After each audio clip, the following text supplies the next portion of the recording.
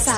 Les gossip hop de Move 13 Actu, les infos hip hop du jour, servi avec un petit shot de larmes par Guéran qui s'intéresse au regretté XXXTentacion.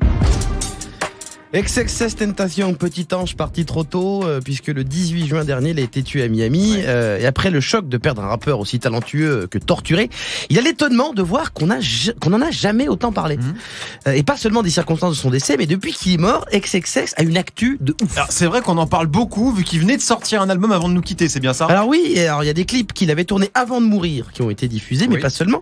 Depuis qu'il nous a quittés, il a fait des clashs, il a eu des awards, et il a jamais autant sorti de son que mort. Des featuring avec Lil Pump, Lil Peep et même Kanye West, qui a pas le choix parce que les vivants veulent plus trop bosser avec lui. Donc, voilà, il t'a fait avec les morts. Et XXX est même classé 11e artiste mort le plus riche de l'année par le magazine Forbes. Ah d'accord. Ouais. C'était un jour où il devait bien se faire chier chez Forbes. Déjà que c'est pas passionnant quand les gens sont vivants. Alors bon. L'avantage c'est que personne va les accuser de fake news puisque statistiquement les morts tweetent peu.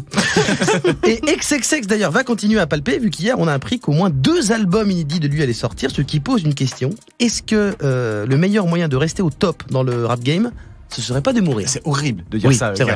Non, c'est vrai, c'est horrible. Alors attention Nassar, évidemment, je ne souhaite la mort de personne, mais je constate que les rappeurs morts, ils font des belles petites carrières. Ah ouais. Si on prend Biggie et Tupac, ils ont sorti à peu près plus de titres morts que vivants. Oui. Quasiment. Ouais.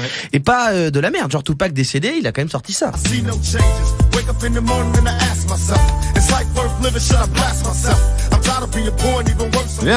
quand même mieux que certains rappeurs vivants. Hein, je vais pas citer de nom. Je respecte trop Jay-Z et Doc Gineco. J'ai dit à la vôtre. Non.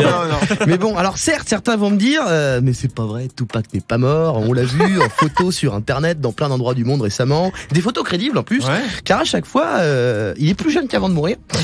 Et alors qu'il est supposé rester discret, j'imagine, il est toujours coiffé de son bandana noué sur le devant comme une grand-mère algérienne qui fait des keftas en pleurant devant un film Bollywood. Tout va bien.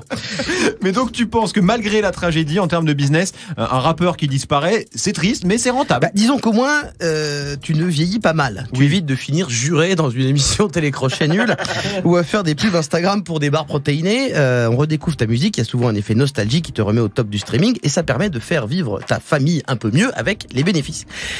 Et en fait, c'est ça la limite du truc. Très rapidement, ça devient un business. Et le business des gens morts, ça part rapidement en Zumba. C'est parce que c'est souvent quand même des cousins éloignés qui connaissent pas très bien ton prénom, qui se mettent à sortir des sons remixés avec le hashtag Rest in Peace, juste pour gratter un peu de SACEM. Donc non, les rappeurs ne sont pas meilleurs morts. Mais même si c'est glauque, moi je pense que ce business va continuer. C'est sûr. Vu que souvent, en plus, ils étaient super forts vivants. Oui. Parce que c'est toujours les meilleurs comme XXX ou Mac Miller qui partent en premier, malheureusement. Merci beaucoup, Guéran. Tu es connecté sur Move.